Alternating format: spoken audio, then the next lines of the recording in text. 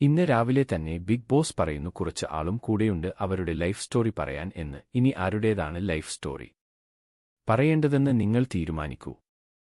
അപ്പോൾ എല്ലാവരും പറയുന്നു അനീഷ് പറയട്ടെ എന്ന്. പക്ഷേ അദ്ദേഹം പറയുന്നു എനിക്ക് ഇന്നലത്തെ ടാസ്ക് ചെയ്ത് തീരെ വയ്യ, ഞാൻ പിന്നീട് പറഞ്ഞോളാം എന്ന്. പക്ഷേ എല്ലാവരും അദ്ദേഹത്തെ പറയാൻ നിർബന്ധിച്ചുകൊണ്ടേയിരുന്നു. അനുമോളൊഴിച്ച് മറ്റെല്ലാവരും അദ്ദേഹത്തെ പറയാൻ നിർബന്ധിച്ചുകൊണ്ടേയിരുന്നു. അങ്ങനെ എല്ലാവരുടെയും നിർബന്ധത്തിനു വഴങ്ങി അനീഷിന്റെ ലൈഫ് സ്റ്റോറി പറയാൻ തുടങ്ങുന്നു. അദ്ദേഹത്തിന്റെ ബാല്യകാലത്തെക്കുറിച്ചും കോളേജ് കാലത്തെക്കുറിച്ചും അദ്ദേഹം തികച്ചും സത്യസന്ധമായി തന്നെ പറഞ്ഞു. ഒരുപാട് ഭാഷകൾ നിസ്സംശയം കൈകാര്യം ചെയ്യുന്ന ആളാണ് അനീഷ്. പലതരത്തിലുള്ള വൈറ്റ് കോളർ ജോബ് അദ്ദേഹം ചെയ്തിട്ടുണ്ട്. അദ്ദേഹം ബാങ്ക് മാനേജർ ആയും ജോലി ചെയ്തിട്ടുണ്ട്.